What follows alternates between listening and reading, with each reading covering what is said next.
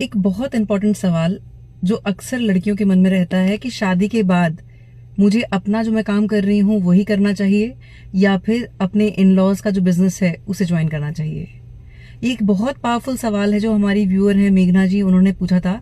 उन्होंने बताया कि मैम मेरी लव मैरिज होने को है और जो मेरे फियांसे हैं वो बहुत सुलझे हुए हैं। वो ये चाहते हैं कि शादी के बाद मैं अपना फैमिली बिजनेस ज्वाइन करूं और वो ये भी कहते हैं कि जो मेरा है वो तुम्हारा है, इसीलिए तुम्हें कहीं भी इनसिक्योर होने की भी जरूरत नहीं है। पर क्योंकि मेरा अपना नेचर ऐसा रहा है कि मेरी कभी भी पैसा मांगने की आदत नहीं रही है, तो मैं थोड़ा कंफ्यूज हूं कि मुझे करना क्या चाहिए। यहां हमें ये समझना है कि जो काम है, सबसे पहले जो हम काम कर रहे हैं उसके प्रति हमारा डेडिकेशन, समर्पण होना बहुत जरूरी है और एक राइट इंटेंट के साथ हमें उस काम को करना है। चाहे हम वो अपना खुद का काम कर रहे हैं या शादी के बाद अपने जो इन लॉज हैं उनके किसी बिजनेस को ज्वाइन कर रहे हैं, तो राइट इंटेंशन के साथ हमें उस काम को करना है। उस काम से जुड़कर हमें हैप्पीनेस फील होनी चाहिए, एक फुलफिलमेंट फील होना चाहिए।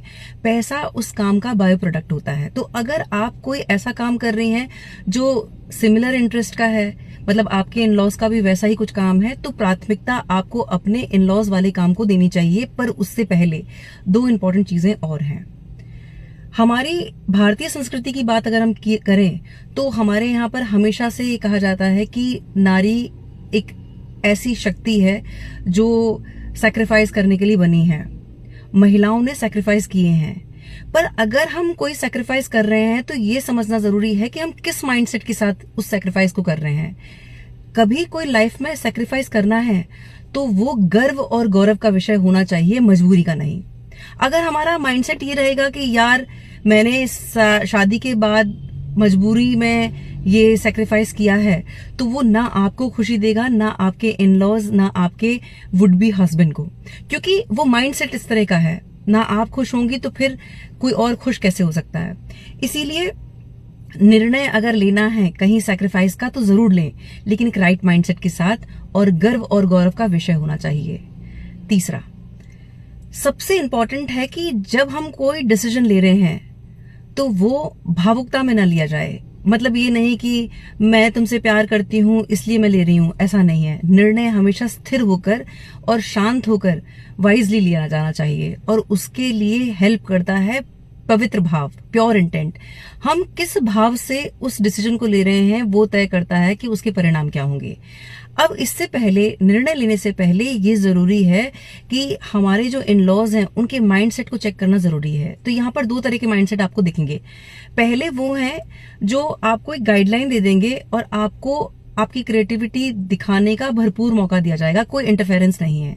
अगर ऐसे लोग हैं तो बिना कुछ सोचे समझे प्राथमिकता अपने काम को देनी चाहिए और अपने फुल पोटेंशियल का यूज करना चाहिए। लेकिन कहीं ऐसा डोमिनेंस है कि नहीं, ऐसा नहीं, वैसा नहीं, ये नहीं, वो नहीं, अब वहां आप खुश भी नहीं हो पा रहे हैं, सैक्रिफाइस भी किया, और आप खुद से ये सवाल कर रहे हैं कि इस सब करने का फायदा क्या हुआ, तो वो आपकी खुशी को मार देगा। तो आप स्पष्टता से ये बात कहें कि पहले मैं प्राथमिकता अपने काम को दूंगी, काम मतलब अपने ये वाले अपने घर वाले जो बिजनेस को दूंगी, लेकिन अगर मुझे लगता है कि मैं उस जिम्मेदारी को भरपूर तरीके से निभा पा रही हूँ तो ही मैं उसे कंटिन्यू रखूंगी, नहीं तो जो काम मैं अभी तक करती आई हूँ मैं वही करना पसंद करूंगी, क्योंकि उस काम से मेरी खुशी जुड़ी है। स्पष्टता से जब आप बात करेंगी, फर्म होकर बात करेंगी, तो आपकी बात सुनी जाएगी। इसीलिए इन तीनों चीजों को ध्यान में रखना बहुत जरूरी है, और अपनी अंतरात्मा की आवाज को सुने और फिर एक वाइज डिसीजन लें। बहुत बहुत आभार, नमस्कार, जय श्री राम।